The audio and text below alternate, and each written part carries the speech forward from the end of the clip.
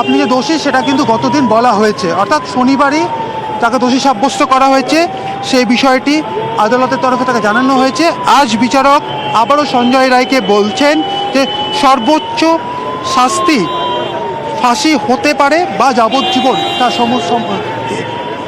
এটা আপনাকে আমি শনিবার জানিয়ে রেখেছিলাম যে 3টি ধারাতে কি বলা হয়েছে, অর্থাৎ 64 নম্বর ধারা, 66 নম্বর ধারা। একেবারে অমিত, আবারও আমাদের দর্শকদের জানিয়ে রাখি কোর্টরুমে এই মুহূর্তে কি চলছে। বিচারক তিনি বলছেন আপনাকে বলেছিলাম দোষ প্রমাণিত, অর্থাৎ তিনি কার কথা বলছেন, তিনি কাকে বলছেন? তিনি বলছেন অভিযুক্ত দোষী সাব্যস্ত সঞ্জয় রায়কে বিচারক বলছেন আপনাকে বলেছিলাম দোষ প্রমাণিত, সর্বোচ্চ শাস্তি ফাঁসি হতে পারে বা যাবজ্জীবন কারাদণ্ড। এবং আবারও আপনাদের জানিয়ে রাখি দর্শকদের, সঞ্জয় রায় আত্মপক্ষ সমর্থন করে সে বলছে আমি কোনোটাই করিনি, ফাঁসানো হচ্ছে, আগাগোড়া বলেছি।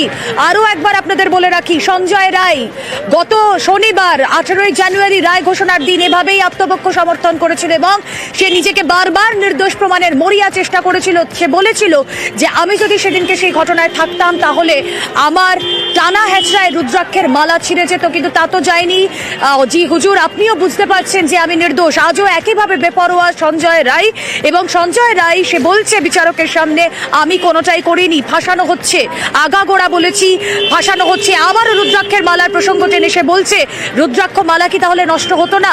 আগে বলেছি, আজও বলেছি, আমাকে অত্যাচার করা হয়েছে হেফাজতে, এমন কথা আজ বলছেন সঞ্জয় রায় বিচারকের সামনে। এই মুহূর্তে কাজ করায় সঞ্জয় রায়, কি চলছে সেখানে? অমিত রয়েছেন সঙ্গে। অমিত,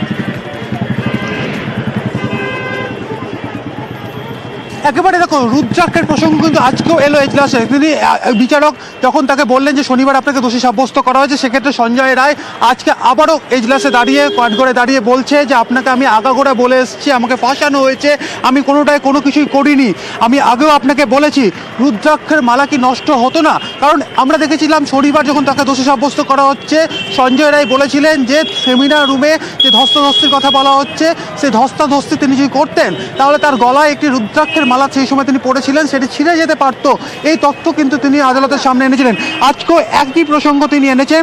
এছাড়া তিনি বাড়তি যেটা যোগ করেছেন যে আমাকে অত্যাচার করা হয়েছে হেফাজতে থাকাকালীন। আমি আগেও বলেছি কলকাতা পুলিশ থেকে সিবিআই নেওয়ার পর আমার মেডিকেল করতে বারবার ঘোরানো হয়েছে, কোথাও কিছু পাওয়া যায়নি, এমন তথ্য আদালতের কাছে বিচারকের সামনে সঞ্জয় রায় এজলাসে দাঁড়িয়ে আজকে বলছেন। যেমন প্রথমে বললেন যে তাকে ফাঁসানো হয়েছে, তিনি এর আগেও আদালতকে বলেছিলেন তাকে ফাঁসানো হয়েছে, তিনি কিছু করেননি। একেবারেই অমিত, এবং সঞ্জয় রায় তিনি বলছেন যে আপনাকে টানা 3 ঘন্টা, বিচারক বলছেন আপনাকে টানা 3 ঘন্টা সময় দেইনি বলার, আপনার আইনজীবীও বলেছেন। ইতিমধ্যেই বিচারক জিজ্ঞেস করছেন সঞ্জয় রায়কে, এবং সঞ্জয় রায়কে যেরকম কথা ছিল সঞ্জয় রায়কে কথা বলার সুযোগ দেওয়া হবে। আজ সাজা ঘোষণার দিন, সঞ্জয় রায়কে কথা বলার সুযোগ দিলেন বিচারক। সঞ্জয় রায় আবারও নিজেকে নির্দোষ প্রমাণের মরিয়া চেষ্টা করছে। তিনি বারবার বলছেন আমাকে ফাঁসানো হচ্ছে, আমি কোনোটাই করিনি, আগাগোড়া বলেছি, আমাকে অত্যাচার করা হয়েছে। কলকাতা পুলিশ থেকে সিবিআই যখন হেফাজতে নেয় তখন আমার মেডিকেল করানোর জন্য বারবার ঘোরানো হয়েছে, কিন্তু কোথাও কিচ্ছু পাওয়া যায়নি। বিচারক এবার বলছেন যে আপনাকে 3 ঘন্টা সময়, টানা 3 ঘন্টা সময় দেওয়া হয়নি বলার, আপনার আইনজীবী বলেছেন তথ্য প্রমাণ ছাড়া আমি কিছুই করতে পারিনি, তথ্য প্রমাণের ওপর ছাড়া আমি কিছুই করতে পারিনি। বিচারক আজ সময় দিয়েছেন সঞ্জয় রায়কে বলার আজ আমি জানতে চাইছি আপনার শাস্তি নিয়ে, আজ আমি জানতে চাইছি আপনার শাস্তি নিয়ে। আপনার বাড়িতে কে কে রয়েছে জানতে চাইছেন বিচারক। এছাড়াও বিচারক আরো স্পষ্ট করে বলছেন যে আপনাকে টানা 3 ঘন্টা সময় দিয়েছি বলার, আপনার আইনজীবীও বলেছেন তথ্য প্রমাণ ছাড়া কিছু হয়নি। বিচারক আবারও স্মরণ করিয়ে দিচ্ছেন আজ সঞ্জয় রায়কে। এই মুহূর্তে কাজ করায় সঞ্জয় রায় এবং বিচারক সাজা ঘোষণার প্রক্রিয়া শুরু করেছেন। অমিত রয়েছেন সঙ্গে। অমিত,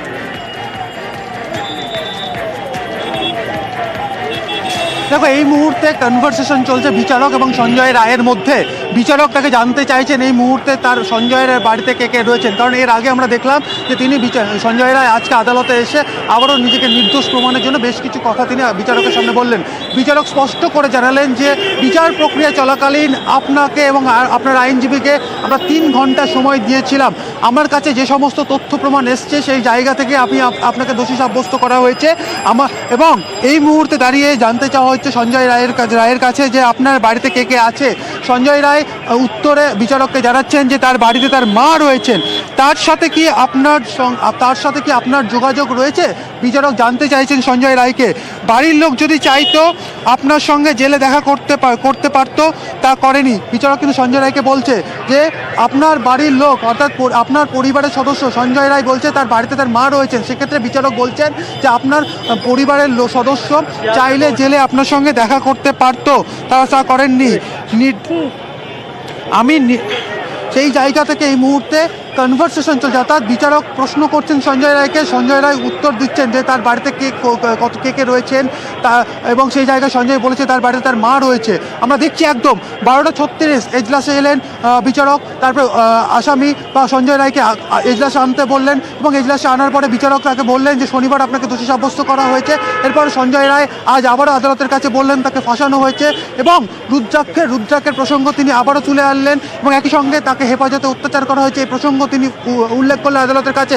বিচারক জানতে চাইলেন যে তার বাড়িতে কে রয়েছে এবং এই মুহূর্তে যে সাজা ঘোষণার যে প্রক্রিয়া আদালত পক্ষে চলছে সেক্ষেত্রে সঞ্জয় যেটা জানাচ্ছে আদালতের কাছে। তুমি আমাদের সঙ্গে থাকো, নিজেকে ফের একবার আদালতে আজ সাজা ঘোষণার দিনও নির্দোষ বলে দাবি করলেন সঞ্জয় রায়। দোষী সাব্যস্ত সঞ্জয় রায়, অভিযুক্ত সঞ্জয় রায় আজ ফের একবার নিজেকে নির্দোষ বলে দাবি করলেন। এই মুহূর্তে কাঠগড়ায় রয়েছে সঞ্জয় রায় এবং সওয়াল জবাব চলছে। বিচারক কথা বলার সুযোগ দিয়েছেন আবারও আজ তাকে এবং বিচারকের সামনে সঞ্জয় রায় আবারও নিজেকে নির্দোষ বলছেন। তিনি বলছেন আমি নির্দোষ স্যার। এছাড়া এর আগে তিনি বলছেন আমি কোনোটাই করিনি, আমাকে ফাঁসানো হয়েছে, আগাগোড়া বলে এসেছি। আমার গলায় থাকা রুদ্রাক্ষের মালা, যে প্রসঙ্গ তিনি আগের দিনও তুলেছিলেন, তা কি নষ্ট হতো না টানা হ্যাচড়ায়? আমার উপর অত্যাচার করা হয়েছে, এই কথা আজ সঞ্জয় রায় আদালতে দাঁড়িয়ে বলছেন, কাঠগড়ায় দাঁড়িয়ে বলছেন। সঞ্জয় রায় তাকে বিচারক প্রশ্ন করেছেন আপনার বাড়িতে কে কে রয়েছে, তিনি উত্তর দিয়েছেন মা আছেন। তারা যোগাযোগ করেনি আপনার সঙ্গে? বাড়ির লোক যদি চাইতো আপনার সঙ্গে জেলে দেখা করতে, তা করেনি। বিচারকের পর্যবেক্ষণ বিচারক জানাচ্ছেন এবং সেই সঙ্গে সঞ্জয় রায় আবারও একবার নিজেকে নির্দোষ প্রমাণের মরিয়া চেষ্টা করছে। সঞ্জয় রায় দাবি করছে সে নির্দোষ। কথা বলবো আমাদের প্রতিনিধি এই মুহূর্তে রয়েছেন সঙ্গে অমিত।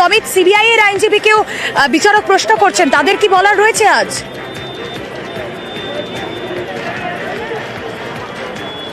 দেখো এই মুহূর্তে সিবিআই আইনজীবীর কাছে তার বক্তব্য পেশের সুযোগ দেওয়া হয়েছে বিচারকের তরফে এবং সিবিআই আইনজীবী আদালতে জানাচ্ছে যে বিশ্বজুড়ে এই ঘটনার অভিঘাত ছড়িয়েছে। এই ঘটনা বিরলের মধ্যে বিরলতম। মেধাবী ডাক্তারকে হারিয়েছে যে মানুষের প্রাণ বাঁচাতে গিয়েছিল হাসপাতালে। অর্থাৎ সিবিআই তরফে বলা হচ্ছে যে একজন চিকিৎসক, তরুণী চিকিৎসক, যিনি হাসপাতালে মানুষের সেবা করতে গিয়েছিলেন এবং তাকে এইভাবে খুন করা হলো, ধর্ষণ করা হলো এবং এর অভিঘাত কিন্তু বিশ্বজুড়ে পড়েছে এবং বিরলতম ঘটনা কিন্তু বলা হচ্ছে সিবিআইয়ের তরফে। এটি বিরলতম ঘটনা। সর্বোচ্চ সাজার আবেদন, সর্বোচ্চ সাজার দাবি করা হচ্ছে সিবিআইয়ের আইনজীবীর তরফে আদালত কক্ষে। আমরা এই মুহূর্তে সিবিআইয়ের আইনজীবীকে জানতে চাওয়া হয়েছে বিচারকের তরফ থেকে যে তাদের কোনো বক্তব্য রয়েছে কিনা সঞ্জয়ের বক্তব্য শেষ হওয়ার পরে। সেই জায়গা থেকে সিবিআইয়ের আইনজীবী পার্থসারথী দত্ত আদালতকে জানাচ্ছে এটি বিরলের মধ্যে বিরলতম ঘটনা। একজন মেধাবী ডাক্তারকে সমাজ হারিয়েছে, তিনি সমাজের সেবা করতে এসে প্রাণ হারিয়েছেন, তাকে খুন করা হয়েছে, ধর্ষণ করা হয়েছে। সেক্ষেত্রে এই বিরলতম ঘটনায় সর্বোচ্চ শাস্তি আদালত দিক, এই মর্মেই কিন্তু আজকে আবারও সিবিআইয়ের আইনজীবী সওয়াল করছেন বা সিবিআই আইনজীবী কিন্তু আবেদন করছে আদালতের কাছে।